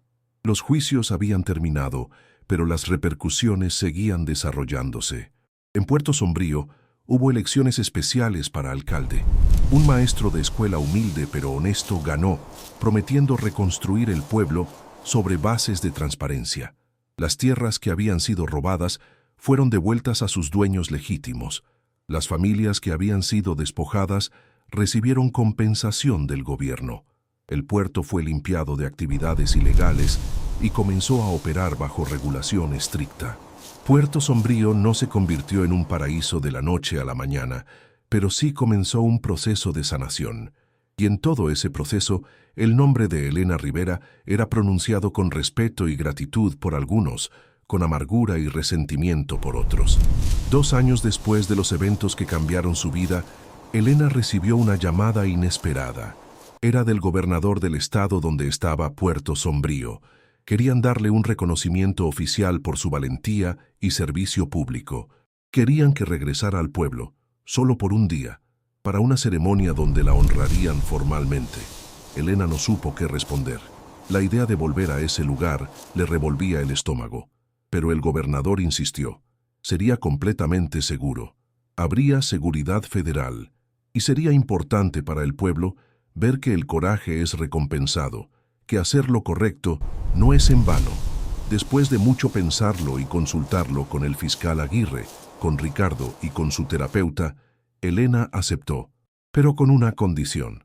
Quería visitar primero el cementerio, sola, antes de cualquier ceremonia pública. El día señalado, Elena regresó a Puerto Sombrío por primera vez en 2 años. El pueblo se veía diferente. más limpio. Las calles habían sido reparadas. Había nuevos negocios abiertos. El puerto tenía un letrero nuevo que decía Puerto Sombrío, construyendo un futuro honesto. Era extraño ver estos cambios, saber que de alguna forma ella había sido parte de esta transformación. Llegó al cementerio al amanecer, escoltada discretamente por agentes federales que se mantuvieron a distancia respetuosa. Caminó entre las tumbas hasta encontrar la de Tomás. La cruz seguía allí, su nombre tallado en la madera. Elena se arrodilló frente a ella y finalmente, pudo hablarle como había querido hacer durante todo este tiempo. Tomás, comenzó con voz temblorosa, hice lo que tenía que hacer. Expuse a los hombres que te quitaron de nosotros. Están en prisión pagando por lo que hicieron. Nuestros hijos están bien. Martín es brillante en la escuela. Ana lee todo el tiempo. Lucas es feliz y saludable. Te habrían encantado verlos crecer. Lloró sin vergüenza, dejando que las lágrimas cayeran sobre la tierra seca. No puedo decir que fue fácil. No puedo decir que no he tenido miedo todos los días, pero lo hice por ti, por ellos, por todas las personas que fueron lastimadas por esos monstruos. Y quiero que sepas que aunque ya no estás aquí, nunca dejé de amarte, nunca dejaré de amarte. Se quedó allí largo tiempo, hablando, llorando, sintiendo finalmente que podía comenzar a despedirse de verdad. No era el final del dolor, nunca lo sería completamente, pero era un paso hacia la paz. Cuando finalmente se puso de pie, sintió algo diferente en su pecho. No era ligereza exactamente, pero sí un alivio profundo. Como si una parte de su corazón que había estado apretada durante años, finalmente hubiera podido respirar. La ceremonia fue emotiva. El gobernador dio un discurso sobre valentía y justicia. Le entregaron a Elena una placa de reconocimiento y una medalla al valor civil. La gente del pueblo estaba dividida en su reacción. Algunos aplaudían genuinamente, agradecidos por lo que ella había hecho. Otros miraban con rostros duros, todavía resentidos. Pero Elena ya no necesitaba la aprobación de todos. Ya no necesitaba ser querida por personas que preferían la mentira cómoda a la verdad difícil. Cuando le dieron el micrófono para que hablara, Elena miró a la multitud reunida. Vio rostros conocidos envejecidos por el tiempo. Vio a Padre Mateo sonriendo con lágrimas en los ojos. Vio a Lupita entre la multitud, la joven que ahora trabajaba en la nueva administración municipal. Vio a Daniel, el conductor que había arriesgado su seguridad para ayudarla, y habló desde el corazón. No hice esto por reconocimiento, dijo. Lo hice porque mi esposo fue asesinado y merecía justicia. Lo hice porque don Rodrigo murió tratando de exponer la verdad y no podía dejar que su sacrificio fuera en vano. Lo hice por todas las personas de este pueblo que sufrieron bajo el yugo de hombres sin escrúpulos. Y lo hice porque tenía 3 hijos que merecían crecer en un mundo donde la verdad importa más que el poder. Si mi historia les enseña algo, que sea esto: nunca subestimen lo que una persona con nada que perder y todo por ganar puede lograr. Nunca subestimen el poder de una madre protegiendo a sus hijos. Nunca subestimen el valor de la verdad, por incómoda que sea.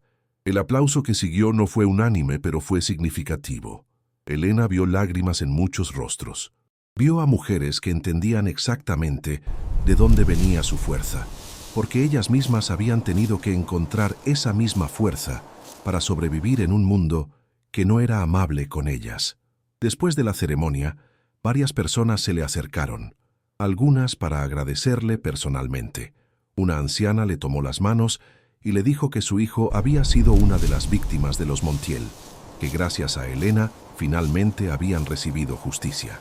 Un hombre mayor le contó que don Severino había robado sus tierras 30 años atrás y que ahora, finalmente, su familia las había recuperado. Cada testimonio era una confirmación de que lo que había hecho importaba, de que su sacrificio no había sido en vano. Pero no todos los encuentros fueron positivos. Una mujer de mediana edad escupió en el suelo cuando Elena pasó cerca. «Destruiste a mi familia», le gritó. «Mi esposo está en prisión por tu culpa. Mis hijos crecerán sin padre». Elena se detuvo y la miró directamente. «Su esposo está en prisión por sus propias acciones», respondió con voz calmada pero firme. «Por las cosas que eligió hacer, por las vidas que eligió arruinar. Yo solo saqué a la luz la verdad. Si eso destruyó algo, es porque lo que existía estaba construido sobre mentiras. La mujer la miró con odio, pero no respondió. Se dio la vuelta y se fue. Elena sintió la mirada de muchos sobre ella, pero mantuvo la cabeza en alto. No iba a disculparse por haber hecho lo correcto. No iba a cargar con la culpa de las consecuencias de las acciones de otros. Antes de irse de Puerto Sombrío, Elena hizo algo que había estado planeando. Fue a la casa del acantilado.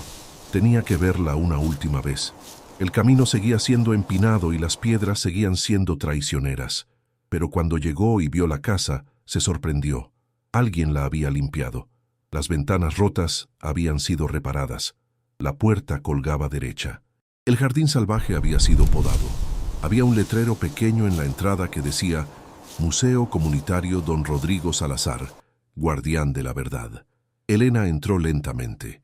El interior había sido transformado. Las paredes estaban pintadas de blanco. Había exhibiciones cuidadosamente curadas, mostrando la historia de Don Rodrigo, su trabajo como notario, su desaparición. Había fotografías ampliadas de algunos de los documentos que él había guardado, aquellos que no contenían información sensible, pero que demostraban su meticulosidad.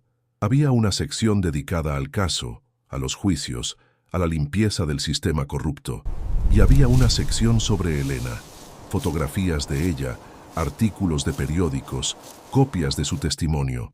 La llamaban la viuda valiente del acantilado. Una joven guía turística se acercó, sorprendida de ver a Elena. «¿Usted es?», comenzó a decir con los ojos muy abiertos. Elena asintió. «Soy yo». La guía casi gritó de emoción. «Es un honor conocerla. Este museo, todo esto existe gracias a usted. Mucha gente viene a visitarlo, especialmente escuelas. Los maestros traen a los estudiantes para enseñarles sobre coraje cívico, sobre la importancia de enfrentar la corrupción. Usted es un símbolo para muchos». Elena recorrió el museo despacio, leyendo cada panel informativo, mirando cada fotografía. Era surreal ver su vida expuesta así, convertida en historia, en lección para otros. Llegó finalmente a la habitación que había sido la sala principal, donde había descubierto la entrada al sótano. La tabla había sido reemplazada con un panel de vidrio transparente. Abajo las escaleras de piedra todavía eran visibles, pero ahora estaban iluminadas con luz eléctrica. Había un letrero que explicaba cómo Elena había hecho el descubrimiento, cómo su desesperación la había llevado a un lugar que nadie más quería habitar, y cómo ese lugar le había dado las herramientas para cambiar su destino y el destino de un pueblo entero. Elena sintió escalofríos. Recordó esa noche, su vela temblando, su corazón golpeando, sin saber lo que encontraría. Recordó el miedo, la confusión, el shock al ver todos esos documentos. Recordó el momento exacto en que su vida cambió para siempre. La guía se acercó tímidamente. «¿Puedo preguntarle algo personal?», dijo. Elena asintió. ¿Alguna vez se arrepiente? De haber expuesto todo, de haber tomado este camino. Elena pensó cuidadosamente antes de responder. «Hay momentos», dijo honestamente, «en que desearía poder volver a la ignorancia.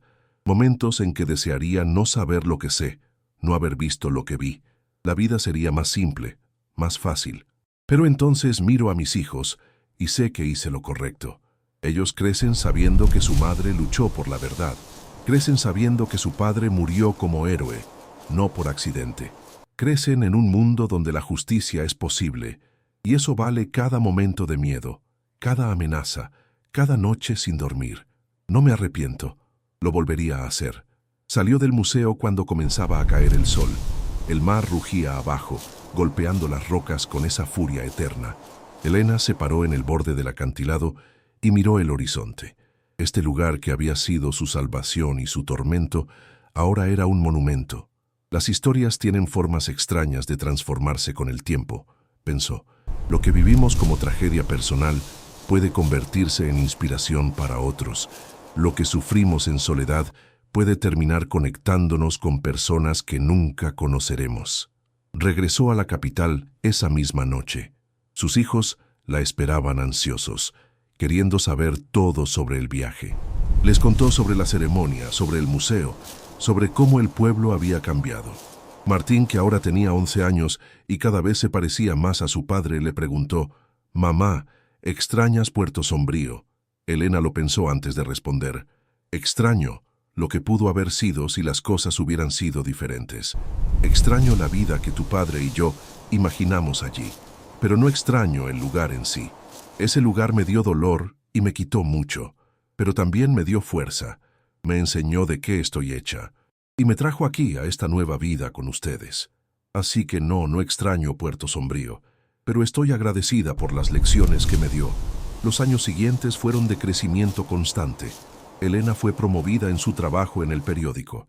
Ya no solo organizaba archivos, ahora asistía a los reporteros en investigaciones, usando esa habilidad que había desarrollado para encontrar conexiones en documentos complejos. Ricardo la había entrenado personalmente, reconociendo que tenía un talento natural para este tipo de trabajo. Algunos reporteros jóvenes incluso la consultaban cuando estaban trabajando en casos difíciles. La mujer, que había comenzado sin saber leer bien, ahora era una investigadora respetada en uno de los periódicos más importantes del país. Sus hijos continuaron destacándose en la escuela. Martín ganó una beca para una escuela secundaria de alto rendimiento. Hannah se unió al club de literatura y comenzó a escribir sus propios cuentos. Lucas, aunque todavía era pequeño, mostraba una creatividad y curiosidad que sus maestros celebraban. Los tres crecían sabiendo su historia completa. Elena nunca les mintió sobre lo que había pasado. Les contó sobre Tomás, sobre cómo había muerto, sobre por qué ella había hecho lo que hizo. Quería que entendieran que las acciones tienen consecuencias, que el silencio ante la injusticia es complicidad, que el coraje a veces significa hacer lo que aterra. Quería que crecieran siendo personas que no se quedaban calladas ante el mal, sin importar el costo personal. 5 años después de los juicios, Elena recibió otra llamada del fiscal Aguirre. Había noticias. Don Severino había muerto en prisión. Un ataque al corazón, aparentemente. Los hermanos Montiel seguían cumpliendo sus sentencias, pero uno de ellos había enfermado gravemente. El tiempo estaba cobrando su precio a los hombres que habían causado tanto daño. El fiscal preguntó a Elena cómo se sentía al respecto. Ella respondió honestamente: «No siento alegría por su sufrimiento. No soy de las que celebra el dolor de otros, sin importar qué hayan hecho. Pero siento paz sabiendo que pagaron por sus crímenes, que no murieron como hombres respetados, rodeados de lujo, sino como lo que eran, criminales enfrentando las consecuencias de sus acciones. Eso es suficiente para mí». La vida continuó su curso. Elena cumplió 35 años. Ya no era la joven viuda desesperada que había llegado a la casa del acantilado. Era una mujer con seguridad económica, con trabajo estable, con hijos saludables y felices. Había sanado lo suficiente para comenzar a tener vida social. Hizo amigas en su edificio, mujeres trabajadoras como ella, que entendían la lucha diaria. Comenzó a salir ocasionalmente, a permitirse momentos de alegría que durante años se había negado por culpa o dolor. No estaba buscando amor romántico. Esa parte de su corazón seguía perteneciendo a Tomás, y probablemente siempre lo haría. Pero aprendió que el amor viene en muchas formas. El amor de sus hijos, el amor de buenos amigos, el amor propio que había tenido que reconstruir pedazo a pedazo. Una noche, mientras cenaban en su pequeño comedor, Martín le preguntó algo que la tomó por sorpresa. «Mamá, si pudieras cambiar algo de lo que pasó, ¿qué cambiarías?». Elena dejó su tenedor y miró a sus 3 hijos sentados alrededor de la mesa.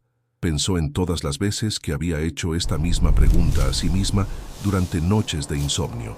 «Cambiaría que tu padre estuviera vivo», dijo finalmente. «Cambiaría que hubiéramos tenido la oportunidad de ser una familia completa.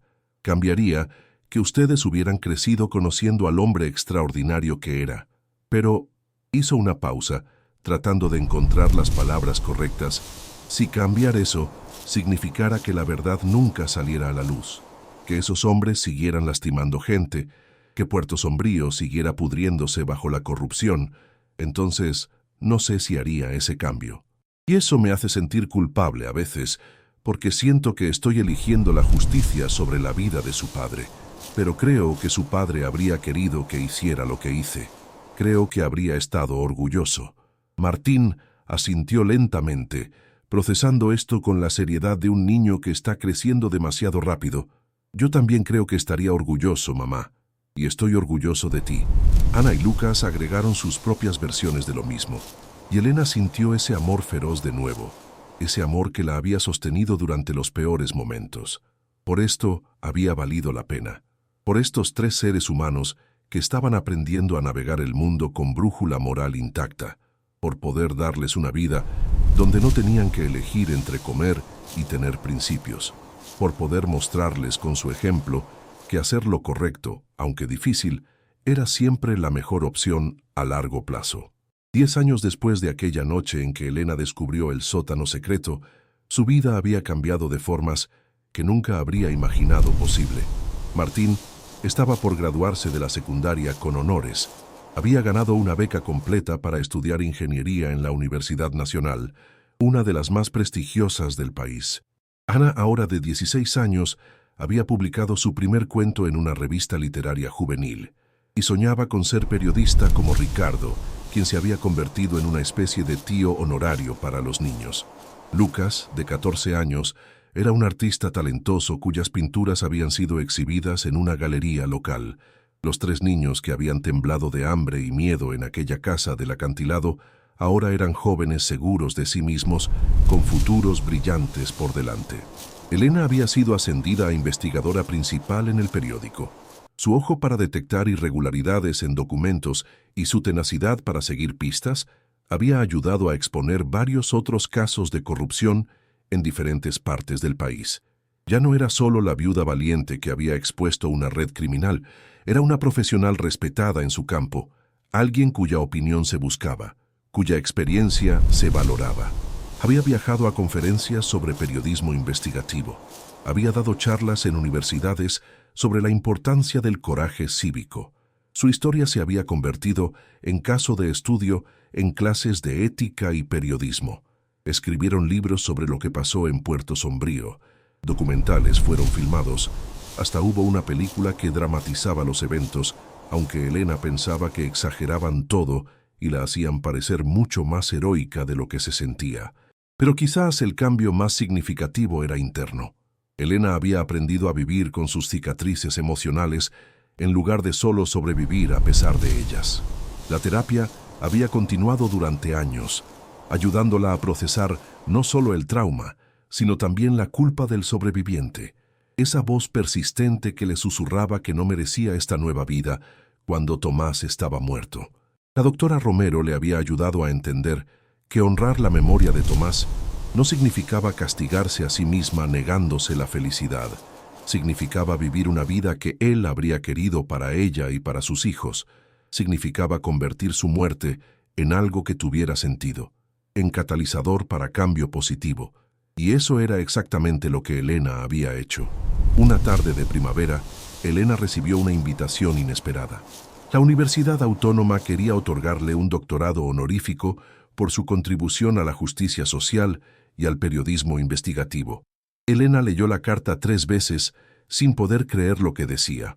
Ella, una mujer que apenas había terminado la primaria, que había aprendido a leer bien solo de adulta, recibiría un título universitario honorario. Era tan surreal que casi se echó a reír, casi se sintió como un fraude. Pero Ricardo, quien vino a celebrar cuando se enteró, le dijo algo que ella necesitaba escuchar. Elena, ese título no es por educación formal, es por lo que has enseñado a otros sobre coraje, sobre perseverancia, sobre hacer lo correcto cuando es difícil. Has educado a todo un país sobre la importancia de enfrentar la corrupción. Mereces ese reconocimiento más que muchas personas con títulos oficiales. La ceremonia de graduación fue emotiva. Elena subió al estrado con una toga académica prestada que le quedaba un poco grande. Mirando al auditorio lleno de académicos, estudiantes, periodistas y público general, sintió ese mismo miedo del escenario que había sentido años atrás en Puerto Sombrío. Pero ahora tenía más experiencia hablando en público, más confianza en su voz. Cuando llegó su turno de dar un discurso de agradecimiento, habló desde el corazón. Hace 12 años yo era una mujer sin educación, sin recursos, sin futuro aparente. Era viuda, pobre, desesperada. El mundo me había dicho de 1000 formas diferentes que no importaba, que no tenía valor, y habría sido muy fácil creer eso. Habría sido muy fácil rendirme, aceptar que así eran las cosas, que los poderosos siempre ganan y los débiles simplemente sobreviven como pueden. Hizo una pausa, mirando los rostros atentos frente a ella. Pero la vida tiene formas extrañas de ponernos exactamente donde necesitamos estar. Mi desesperación me llevó a un lugar que nadie quería. Ese lugar me dio acceso a verdades que necesitaban ser expuestas. Y esas verdades me dieron un propósito más grande que mi propia supervivencia. No hice nada extraordinario. Solo hice lo que cualquier persona debería hacer cuando se enfrenta a la injusticia. Me negué a quedarme callada. Me negué a ser cómplice por omisión.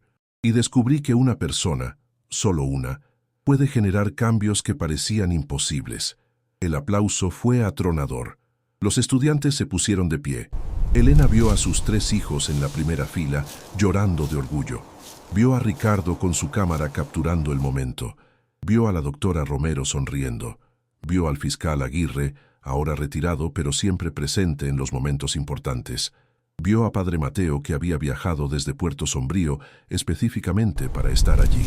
Vio a tanta gente cuyas vidas había tocado de formas que apenas estaba comenzando a comprender. Después de la ceremonia, una joven estudiante se le acercó tímidamente. «Doctora Rivera», comenzó, y Elena todavía no se acostumbraba a ese título, «quiero agradecerle. Mi familia viene de un pueblo pequeño donde la corrupción es normal, donde nadie se atreve a enfrentar a los poderosos. Su historia me enseñó que es posible. Me dio el coraje para denunciar al alcalde de mi pueblo, que estaba desviando fondos de educación. Gracias a su ejemplo, ahora mi pueblo tiene nuevas escuelas y un alcalde que está en prisión. Usted salvó más que su propio pueblo. Salvó a muchos que encontraron inspiración en su valentía». Elena abrazó a la joven, emocionada hasta las lágrimas. Estas eran las cosas que hacían que todo valiera la pena. Saber que su historia no terminaba con ella, que había inspirado a otros a encontrar su propia fuerza, que el cambio se multiplicaba como ondas en un estanque. Esa noche, en su departamento, que ya no parecía tan pequeño porque estaba lleno de amor y memoria, Elena se sentó a escribir. Había decidido finalmente contar su historia en sus propias palabras. No la versión dramatizada de las películas, ni la versión académica de los libros de texto. Su versión. La verdad cruda y sin adornos de lo que realmente pasó, lo que realmente sintió, los momentos de debilidad que nadie conocía, las veces que casi se rinde, las noches que lloró hasta quedarse sin lágrimas. Quería que las personas que la idealizaban entendieran que ella no era especial. Era una persona común que se vio forzada por circunstancias extraordinarias a hacer cosas que la aterraban. Y si ella pudo, cualquiera puede. Escribir se convirtió en catarsis. Cada palabra que ponía en papel era una forma de procesar, de entender su propia jornada con la perspectiva que solo da el tiempo. Escribía en las noches después de que sus hijos se dormían, llenando página tras página con recuerdos que había guardado cuidadosamente en su corazón. Recordaba detalles que pensaba que había olvidado. El olor a sal de la casa del acantilado, el peso de Lucas en sus brazos cuando era bebé y no tenían comida. La forma en que sus manos temblaban cuando levantó aquella tabla del piso. El momento exacto en que leyó el nombre de Tomás en el documento de autopsia y su mundo se detuvo. Todo fue entrando en el manuscrito que crecía semana tras semana. Un año después, el libro fue publicado. Se tituló simplemente La casa que nadie quería. Memorias de una búsqueda de verdad y justicia. Se convirtió en un éxito de ventas inmediato. Las personas no podían dejar de leerlo. Grupos de lectura lo discutían. Escuelas lo asignaban como lectura obligatoria. El libro resonaba con tantas personas porque tocaba algo universal. Todos en algún momento se han sentido impotentes. Todos han enfrentado situaciones que parecían imposibles. Todos han tenido que decidir entre lo fácil y lo correcto. Y la historia de Elena mostraba que elegir lo correcto, aunque difícil, era posible y valía la pena. Las giras de promoción la llevaron por todo el país. Hablaba en librerías atestadas, en festivales literarios, en programas de televisión. Y en cada lugar, Personas compartían sus propias historias con ella. Mujeres que habían encontrado el coraje para dejar relaciones abusivas. Hombres que habían denunciado corrupción en sus trabajos. Jóvenes que habían enfrentado a bullies o injusticias en sus escuelas. Todos decían que la historia de Elena les había dado fuerzas. Todos decían que si ella pudo, ellos también podían. Elena escuchaba cada historia con genuino interés. Nunca se cansó de escuchar cómo su experiencia había tocado vidas. Nunca permitió que la fama la separara de la empatía que siempre había tenido por las personas que sufren. Recordaba demasiado bien cómo se sentía ser invisible, ser ignorada, ser considerada sin valor, y se aseguraba de que nadie que hablara con ella se sintiera así. 15 años después de aquella noche que cambió su vida, Elena regresó una vez más a Puerto Sombrío. Esta vez no fue para una ceremonia oficial, fue para algo más personal. El museo había expandido su exhibición y querían su participación en la creación de una sección nueva dedicada a las víctimas de la red criminal. Familias que habían sufrido durante décadas finalmente tendrían sus historias contadas, sus nombres recordados. Elena trabajó con los curadores durante semanas, ayudando a investigar y documentar cada caso. Conoció a hijos de víctimas, a viudas como ella, a huérfanos que habían crecido sin entender por qué les arrebataron a sus padres. Cada historia era un recordatorio de por qué había hecho lo que hizo. Cada lágrima compartida era una afirmación de que la verdad, por dolorosa que sea, es siempre mejor que la mentira cómoda. Durante esa visita, Elena hizo algo que había estado posponiendo durante años. Fue a la casa del acantilado de noche, sola. Quería estar allí una última vez como había estado la primera vez, sin multitudes, sin guardias, sin espectadores. Solo ella y el lugar donde todo comenzó. La casa ahora era parte del museo. Estaba bien iluminada y segura. Pero Elena apagó todas las luces y se sentó en el piso donde alguna vez había descubierto la entrada al sótano. Cerró los ojos y se permitió recordar. Recordó el miedo. Recordó la desesperación. Recordó cómo sus manos temblaban mientras abría las cajas de documentos.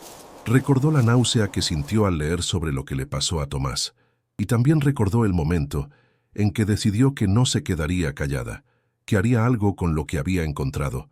Ese momento de decisión que había definido todo lo que vino después. Gracias, susurró a la oscuridad. Gracias por darme refugio cuando no tenía dónde ir. Gracias por guardar los secretos hasta que alguien tuviera el coraje de exponerlos. Gracias por cambiar mi vida de formas que nunca imaginé posibles. Se quedó allí largo tiempo, sintiendo la paz que viene de haber cerrado un ciclo completamente. Ya no tenía preguntas sin responder. Ya no cargaba culpas que no le pertenecían. Ya no vivía con miedo constante. Había sanado. No perfectamente. Las cicatrices nunca desaparecen completamente. Pero había sanado lo suficiente como para vivir plenamente, para encontrar alegría, para construir un futuro que honrara el pasado sin estar atrapada en él. 20 años después de aquella noche, que cambió su vida para siempre, Elena Rivera se despertó en su departamento de la capital, rodeada de luz dorada del amanecer. Tenía 48 años ahora, con canas plateadas asomándose entre su cabello negro, con arrugas que contaban historias alrededor de sus ojos, pero su mirada seguía siendo fuerte, clara, llena de propósito. Se levantó despacio y caminó hacia la cocina, donde la esperaba un ritual que había mantenido durante todos estos años. Preparó café exactamente como a Tomás le gustaba, aunque era ella quien lo bebería. Era su forma de mantenerlo presente, de recordarle cada mañana que todo lo que había construido, todo lo que había logrado, había sido por él, por sus hijos, por la memoria de lo que pudieron haber sido como familia. Sus hijos ya no vivían con ella. Martín se había graduado de ingeniería y ahora trabajaba diseñando sistemas de agua potable para comunidades rurales, llevando la misma pasión por justicia social que había aprendido de su madre. Estaba casado con una mujer maravillosa llamada Patricia, y Elena acababa de enterarse que sería abuela. Ana se había convertido en periodista investigativa, siguiendo los pasos de Ricardo, quien ahora estaba retirado, pero seguía siendo su mentor. Había ganado premios por su trabajo exponiendo redes de trata de personas. Lucas, El bebé que había cargado en brazos mientras huía de Puerto Sombrío era ahora un artista reconocido cuyas pinturas exploraban temas de justicia, memoria y resiliencia. Los tres habían tomado las lecciones de su infancia difícil y las habían transformado en propósito, en carreras que ayudaban a otros, en vidas que importaban. Elena seguía trabajando en el periódico, aunque ahora en una capacidad más de consultora que de empleada de tiempo completo. Daba clases ocasionales en la universidad sobre periodismo investigativo y ética. Su libro había sido traducido a 12 idiomas y se vendía en todo el mundo. Las regalías le habían dado una seguridad económica que nunca soñó tener. Podría haberse retirado, vivir cómodamente sin trabajar otro día en su vida. Pero Elena no era de las que se quedan quietas. Había fundado una organización sin fines de lucro que ayudaba a mujeres viudas en situaciones vulnerables. Les daba asesoría legal, les ayudaba a encontrar trabajo, les ofrecía apoyo emocional. Había creado la red de apoyo que ella misma nunca tuvo cuando Tomás murió, y cada mujer que ayudaba era una forma de sanar esa herida antigua, de transformar su dolor en servicio. Puerto Sombrío había continuado su transformación. Ya no era conocido como el pueblo corrupto de la costa, sino como un ejemplo de renovación cívica. El museo, que llevaba el nombre de Don Rodrigo, recibía miles de visitantes cada año. Se habían creado empleos legítimos. El puerto operaba con transparencia. Nuevas generaciones crecían escuchando la historia de cómo su pueblo se había liberado de las cadenas de corrupción que lo habían atado durante décadas. Y en el centro de esa historia estaba siempre Elena, la viuda que se atrevió a vivir en la casa que nadie quería y encontró allí las herramientas para cambiar todo. Esta mañana en particular era especial. Elena había sido invitada a dar el discurso principal en una conferencia internacional sobre coraje cívico y justicia social. Líderes de 20 países estarían presentes. Su historia sería compartida como ejemplo de cómo individuos comunes pueden generar cambios extraordinarios. Mientras se preparaba eligiendo la ropa cuidadosamente, Elena pensó en el contraste entre quien era ahora y quien había sido 2 décadas atrás. La mujer que temblaba de miedo en una casa destartalada, que no sabía cómo alimentaría a sus hijos al día siguiente, que se sentía completamente impotente ante fuerzas mucho más grandes que ella. Esa mujer había descubierto una fuerza que no sabía que poseía. Había aprendido que el poder real no viene de la riqueza o la posición social, sino del coraje moral, de la voluntad de hacer lo correcto incluso cuando es aterrador. Y había usado ese descubrimiento no solo para salvarse a sí misma, sino para cambiar sistemas enteros de injusticia. La conferencia fue en un hotel lujoso que le recordó lo lejos que había llegado. Subió al escenario ante una audiencia de cientos de personas, con cámaras transmitiendo en vivo a miles más alrededor del mundo. Y cuando comenzó a hablar, lo hizo con la misma autenticidad que siempre la había caracterizado. No embellecía su historia, no se pintaba como heroína sin miedo. Contaba la verdad cruda sobre el terror que sentía, sobre las veces que quiso rendirse, sobre las noches que dudó de cada decisión que había tomado. Mi historia no es única, dijo mirando directamente a la cámara. En este momento, en algún lugar del mundo, hay una mujer desesperada tratando de proteger a sus hijos. Hay una persona enfrentando una injusticia que parece imposible de vencer.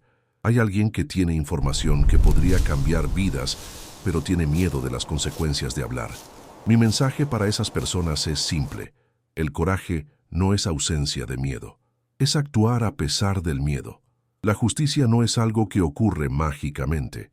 Es algo que construimos con nuestras acciones, con nuestras decisiones, con nuestra negativa a quedarnos callados ante el mal. Y el cambio no viene de superhéroes o líderes perfectos. Viene de personas comunes que deciden que ya es suficiente, que las cosas tienen que cambiar y que están dispuestas a ser el catalizador de ese cambio sin importar el costo personal. Hizo una pausa, dejando que las palabras se asentaran. Yo era solo una viuda pobre sin educación, sin recursos, sin poder. Pero tenía algo que resultó ser más poderoso que todo eso. Tenía la verdad, y tenía la determinación de que esa verdad se conociera. No fue fácil. Hubo momentos en que pensé que me matarían.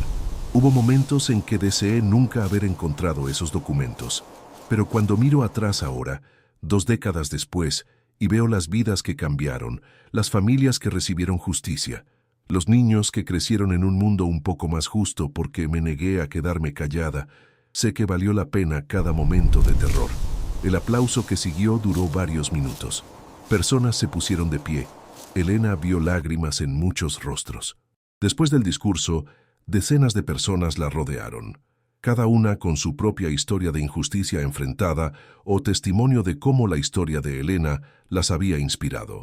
Una joven de África le contó cómo había usado tácticas similares para exponer corrupción en su aldea. Un hombre de Asia explicó cómo el libro de Elena lo había motivado a denunciar prácticas laborales abusivas en su fábrica. Una activista de América del Sur lloró mientras le agradecía por mostrarle que una mujer sola puede enfrentar sistemas enteros de poder y ganar. Elena escuchaba cada historia con la misma atención que le había dado a la primera persona que compartió su experiencia con ella años atrás. Nunca se cansaba de esto, nunca se volvió cínica o distante. Cada persona que encontraba inspiración en su historia era validación de que su sufrimiento no había sido en vano, de que Tomás no había muerto sin propósito, de que don Rodrigo había sido vengado de la forma más significativa posible. Sus secretos habían generado cambios que se multiplicaban en ondas que llegaban cada vez más lejos. Esa noche, de vuelta en su departamento, Elena se sentó ante su escritorio. Había comenzado a escribir un segundo libro, no sobre su propia historia, sino compilando las historias de otras personas que habían encontrado coraje para enfrentar injusticias. Quería mostrar que su experiencia no era única, que alrededor del mundo, todos los días, personas comunes hacen cosas extraordinarias cuando las circunstancias lo demandan. Escribió durante horas, las palabras fluyendo con facilidad nacida de años de práctica. Y mientras escribía, pensó en la pregunta que le habían hecho tantas veces a lo largo de los años. Si pudiera volver atrás y cambiar algo, lo haría. La respuesta siempre había sido complicada. Por supuesto que desearía que Tomás estuviera vivo. Por supuesto que desearía que sus hijos hubieran crecido con su padre. Por supuesto que desearía no haber tenido que pasar por tanto dolor y miedo. Pero si cambiar eso significaba que la corrupción en Puerto Sombrío continuara, que las víctimas nunca recibieran justicia, que otras familias siguieran siendo destruidas por hombres sin escrúpulos, entonces no cambiaría nada, porque su dolor había tenido propósito, su sufrimiento había generado transformación, su valentía había inspirado a miles. Y eso, al final, era lo único que importaba. Se levantó y fue a la ventana. La ciudad se extendía ante ella, millones de luces parpadeando en la oscuridad. Cada luz era una vida, una historia, un universo de experiencias y decisiones. En algún lugar allá afuera, en esta ciudad o en otra, había alguien pasando por lo que ella había pasado.